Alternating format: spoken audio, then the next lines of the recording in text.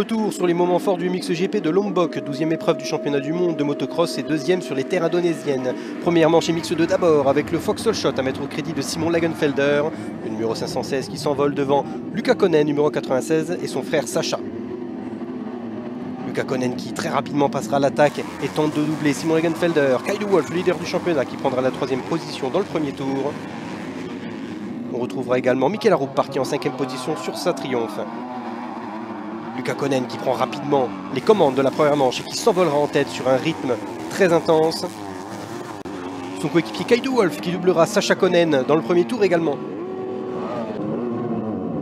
Derrière, Liam Everts qui est mal parti, qui bataille avec Rick Elzinga sur les Yamaha Monster Energy pour le gain de la 7e place. André Adamo, le champion du monde en titre, qui lui reviendra sur Sacha Konen, qui tente de dépasser, fait une erreur. Il repartira en 7e position. Sacha fera une erreur quelques instants plus tard et perd sa 4e position. Il repartira 6e. Mikel Arup en profite. Ferruccio Zonchi qui bataille avec Rick Elzinga. Rick Elzinga qui, sur cette manœuvre, cassera son ouïe de radiateur avec sa jambe. Il sera handicapé le reste de la manche.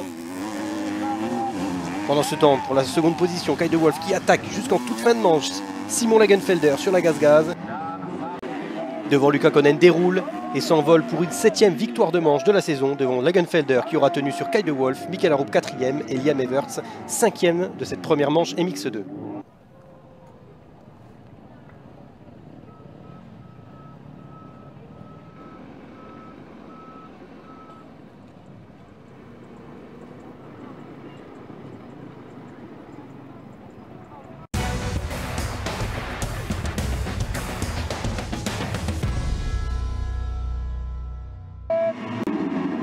Deuxième manche MX2 avec un nouveau Foxhole Shot à mettre au crédit de la gaz-gaz Red Bull de Simon Lagenfelder qui s'envole une fois de plus devant les frères Konen sur les KTM et Husqvarna.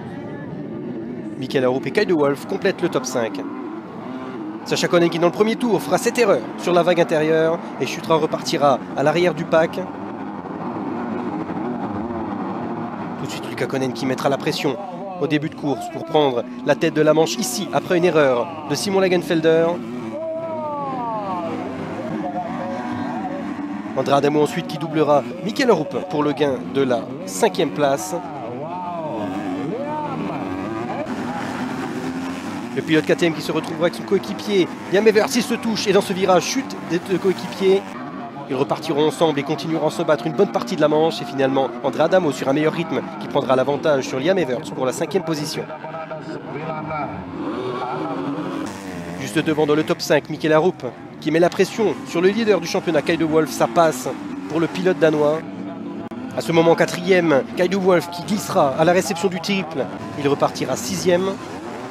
Devant Mikel Arup sur un très gros rythme dans cette manche, qui double Simon Lagenfelder pour prendre la seconde position. André Adamo également sur un très bon rythme, qui doublera également le pilote allemand et s'emparera de la 3e place. Liam Everts qui fera une petite erreur en fin de manche, il était 5e, ne perdra pas de place. C'est une bataille ensuite pour la seconde place qui se déroule. Le champion du monde en titre qui double la triomphe. Simon Lagenfelder qui à 2 virages de la fin fera une erreur et finira finalement 5e. Doublé intraitable de Luca Konen à Lombok qui gagne la manche devant Adamo, Arup, Everts et Lagenfelder. Luca Konen qui gagne donc le Grand Prix et les 50 points devant Mikel Arup qui signe son meilleur résultat de carrière et Simon Lagenfelder qui complète le podium devant le champion du monde en titre André Adamo et Kay de Wolf, le leader du championnat, 5e. Kay de Wolf reste largement leader du championnat devant son coéquipier Luca Konen qui continue à grappiller des points.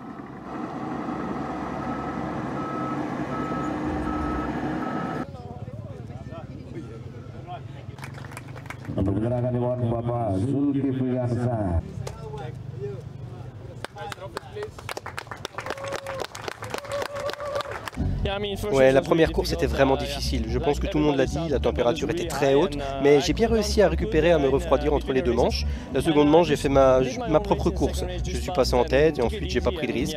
Je me sens vraiment bien et maintenant on continue comme ça.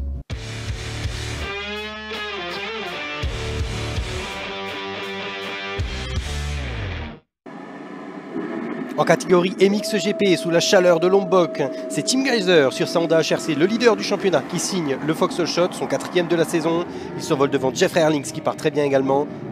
Jeremy Seewer et Mattia Guadagnini sont dans le top 5. On retrouve Calvin Landeren derrière le duo en tête. Très rapidement, le champion du monde en titre sur sa numéro 1, Jorge Prado, qui attaquera. Il prendra la 3e position. On retrouvera Glenn Koldenhoff sur la Fantique qui attaque la Yamaha d'usine de Andrea Bonacorsi au profit de la 7e place. Valentin Guillot qui attaquera également le pilote italien. C'est ensuite au tour de Mattia Guadagnini de surveiller les attaques de la Fantique numéro 259. Glenn Koldenhoff qui prend la 6e position. Mattia Guadagnini qui se fera dépasser par le Suisse Valentin Guillot, très en forme sur le circuit de Lombok. En tête, ça se resserre et Jeffrey Herlings qui met une grosse pression à Tim Gajser pour la victoire de manche. Jeffrey Herlings qui sortira de la piste furtivement. Moins d'un tour plus tard, il sera de retour sur Tim Gajser. Ça passe ici à l'intérieur. Tim Gajser qui tente de suivre, de répliquer, mais le circuit est très glissant et partira à l'erreur. Il repartira second. Pendant ce temps, Jorge Prado qui se fait attaquer par un Calvin Landeren en très grande forme à Lombok. Calvin Landeren qui en fin de manche trouvera une solution ici à l'extérieur dans la longue série de vagues pour aller chercher le podium de manche. Devant Jeffrey Herlings qui remporte la première manche MXGP devant Tim Gajser.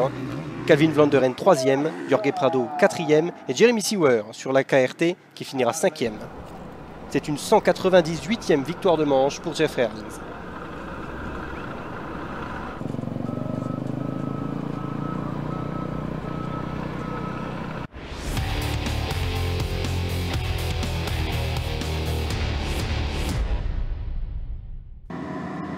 En seconde manche MXGP, c'est le même scénario qui se déroule au départ. La Honda HRC de Tim Gajser qui s'empare du Vauxhall Shot. Jeffrey Herlings qui part également second.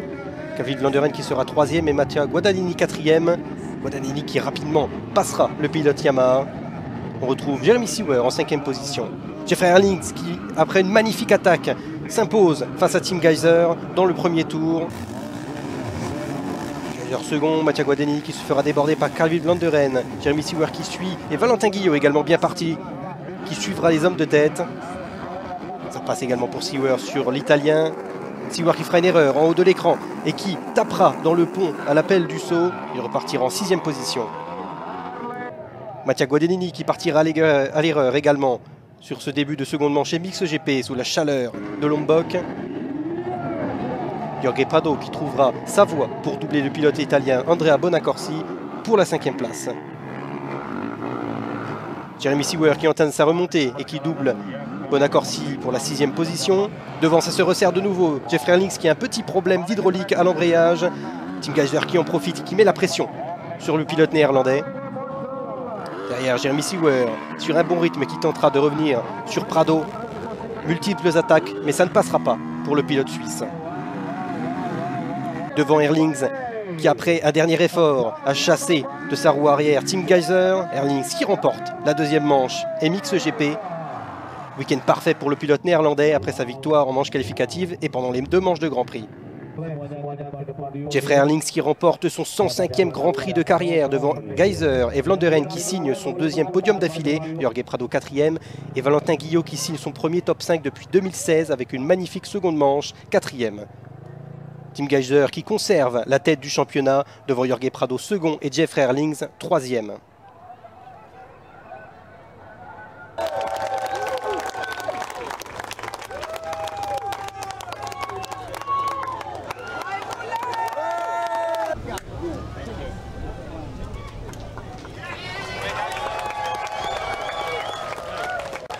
Ouais, vous savez, je suis vraiment content de ça, car comme vous le savez, j'ai eu un petit problème d'embrayage en milieu de manche, et je pense que ça montre pourquoi les KTM sont faites, la moto a tenu jusqu'au bout, donc je voudrais vraiment remercier l'équipe Red Bull KTM Factory Racing. Sans eux, je pense que je n'aurais pas pu gagner cette course. Donc première fois triplé de l'année, toutes les manches gagnées, je suis vraiment content de ça.